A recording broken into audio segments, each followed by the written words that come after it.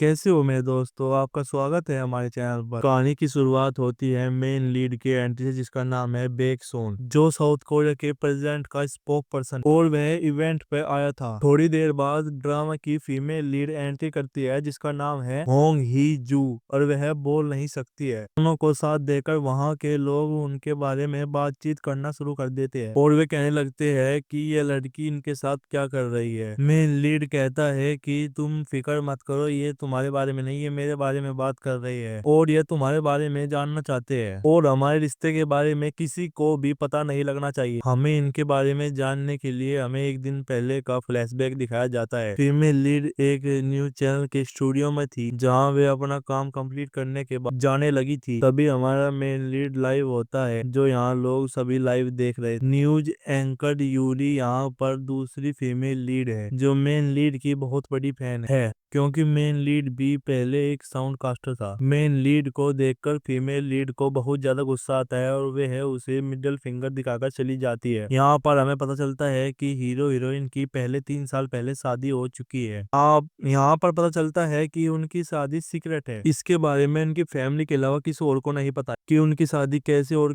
क्यों हुई, ये हमें आगे पता चलेगा। तो मेन लीड अपनी शूटिंग खत्म कर अपने ऑफिस चला आता है। इधर फीमेल लीड अपनी माँ और अपनी मदर इन लॉ के साथ बैठी हुई थी। तो इन दोनों फैमिली का बहुत पुराना कनेक्शन था। साउंड की मॉम हिजो को नौकरी छोड़ने को कहती है और साउंड को सपोर्ट करने के लिए कहती है, क्योंकि कुछ ही महीने में प्रेसिडेंट इलेक्शन होने वाला था, और बिना पब्लिक में आए, क्योंकि पता चले कि हिजो साउंड की वाइफ है, जो बोल नहीं सकती। यहाँ हीजो की मोम कहती है कि इस चीज की क्या जरूरत है। साउंड की मोम कहती है कि ये ना बोले वो ही अच्छा है। ये बोल के वह चली जाती है। हीजो की मोम उस पे ही गुस्सा करने लगती है और कहती है ये तुम्हारी ही गलती है, किसी और के हस्बैंड को चुराया है तो अच्छे से काम करो, याद रखना तुम चेयरमैन होन की बेटी हो, वाले प्रेसिडेंट की डॉटर इन लो। पर हीजो एकदम चुपचाप रहती है, और वह यहाँ से अपने ऑफिस के लिए निकलती है, पर रास्ते में उसकी कार आउट ऑफ कंट्रोल हो जाती है और अचानक से रास्ते के बीचों बीच रुक जाती है। सब देखकर हीजो समझ जाती है कि कार हैक हो चुकी है। ना तो कार के डोर खुल रहे थे और न कार आगे बढ़ रही थी, जिससे वह सामने आते हुए ट्रक से टकराने से बचती है। तभी हम उससे थोड़ी दूर एक मिस्टीरियस पर्सन को देखते हैं, जिसके हाथ में एक अलग सा फोन था,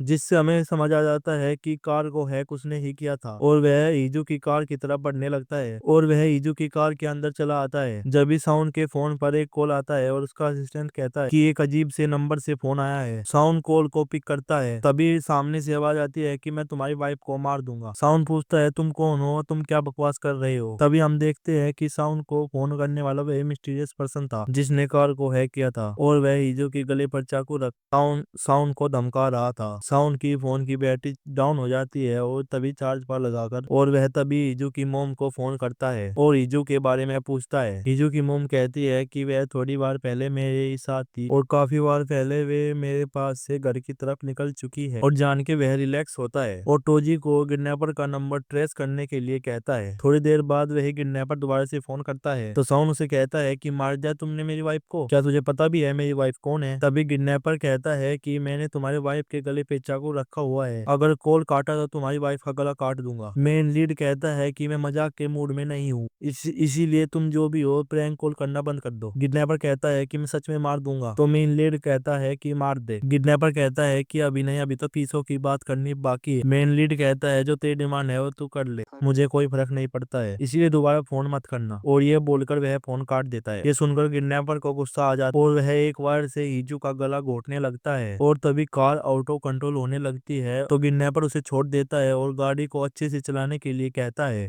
किडनैपर कहता है कि यह मजाक नहीं है, और फिर तुम्हारा हस्बैंड इसे मजाक क्यों समझ रहा है, तुम्हारे हस्बैंड को तुम्हारी चिंता नहीं है क्या, और मैं अभी उसे दोबारा से कॉल करूंगा, अगर उसने मेरी बात नहीं मानी है तो तू फिर मरने वाली है।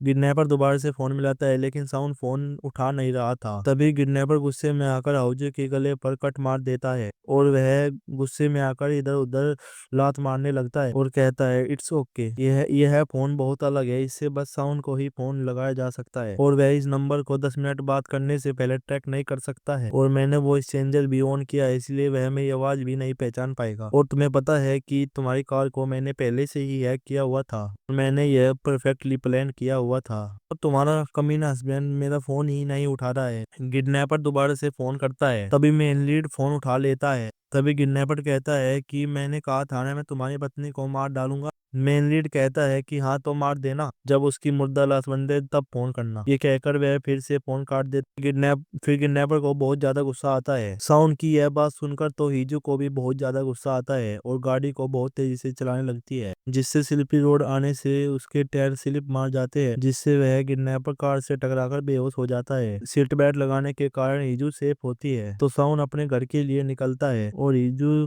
पहले ही घर पर आ चुकी थी, जो अपने घाव का ट्रीटमेंट कर रही थी और फिर खाना बनाकर टेबल पर रेडी करती है। थोड़ी देर बाद साउंड आता है और हिजू को अपने सामने देखकर रिलैक्स होता है और कहता है कि तुम जिंदा हो और मुझे किसी का प्रैंक कॉल आया था जिसने कहा कि वह तुमको मार देगा, मेरी वाइफ को मार देगा, पर तुम तो जिंदा हो। और उसकी बात सुनकर हिजू को बहुत ज्यादा गुस्सा आ रहा था। तभी साउंड को असिस्टेंट फोन कर कहता है कि उस नंबर को ट्रेस नहीं किया जा सकता है, कि वो नंबर हमारे लोकल टावर यूज नहीं करता है, पर उस नंबर का पहला 3 डिजिट 406 यूएस का एक एरिया कोड है, इसलिए वह एक वर्चुअल फोन नंबर है जिसे सिर्फ रियल टाइम में ट्रैक किया जा सकता है। और वह जो फिर से कॉल करता है और वह कॉल 10 मिनट तक चलता है, जब भी हम उसके नंबर को ट्रेस कर सकते हैं। तभी वह साउंड को याद दिलाता है कि कल ब्रिटिश एम्बेसडर की एक इवेंट है जहां वहां एक साइन लाइन इंटरप्रेटर की जरूरत है। एम्बेसडर की वाइफ भी बोल और सुन नहीं सकती है क्योंकि साउंड हिजो को कल तैयार होने के लिए कहता है, क्योंकि वह हिजो को अपने साथ वहां पर ले जाएगा। और हिजो उसकी बात का कोई रिप्लाई नहीं देती है और वह अपने रूम में आती है और हिजो की मोम उसको कॉल कर रही थी और वह हिजू को ही सुना रही थी और डांट रही थी। और हिजो ये बात सुनकर अपने शादी वाले दिन की बात को याद करती है कि वह 3 साल पहले शादी के लिए तैयार होकर बैठी थी। तभी शियोन उसके लिए डॉक्यूमेंट लेकर आया और कहने लगा कि यह वेडिंग ड्रेस तुम्हारा नहीं है, इसे उतार दो, तुम मेरी वाइफ की जगह ले रही हो, हमारी शादी प्राइवेट रहेगी तो तुम्हें किसी के सामने भी मेरी वाइफ होने की एक्टिंग करने की कोई जरूरत नहीं है। हिजू अपनी ड्रेस उतारने लग जाती है, लेकिन उससे पहले साउंड अपना कोट उसे पहना देता है और उसे एक मैरिज कॉन्ट्रैक्ट पर साइन करने के लिए कहता है। इसमें लिखा हुआ था कि हिजू कभी भी डिवोर्स नहीं दे सकती है, स्पेशली किसी इलेक्शन के टाइम। और थर्ड, साउंड की वाइफ के रूप में नाम और चेहरा कभी भी पब्लिकली डिस्क्लोज नहीं किया जाएगा। हिजू ने इसमें से कोई भी रूल तोड़ा तो हिनू को 2 मिलियन वॉन की पेनल्टी भरनी होगी। और हिनू साइन कर देती है तो साउंड उसे एंगेजमेंट रिंग पहना देता है और कहता है कि इस गलतफहमी में मत रहना कि हम एक मैरिड कपल है, क्योंकि तुम्हें मेरे पास एक होस्टेज की तरह भेजा गया है। तो इस तरह इनकी शादी पब्लिकली डिस्क्लोज नहीं की गई थी। तो हिजू एक साइन लैंग्वेज सेंटर का हिस्सा भी थी। तो अगले दिन अपने ऑफिस में ही बहुत ही गुस्से वाले और धमकाने वाले और डांटने वाले डायलॉग का रिहर्सल कर रही थी, क्योंकि उसे साउंड पर अपना गुस्सा निकालना था। तो शाम को दोनों एम्बेसडर के इवेंट पर पहुंचते हैं, जो कि स्टार्टिंग में दिखाया गया था। तो पार्ट 1 यहीं पर समाप्त होता है। तो सेकंड पार्ट देखने के लिए चैनल को सब्सक्राइब कर लीजिए और लाइक कर दीजिए और कमेंट कर दीजिए अच्छे से। तो आपको मिलते हैं अगले वीडियो में। Bye bye.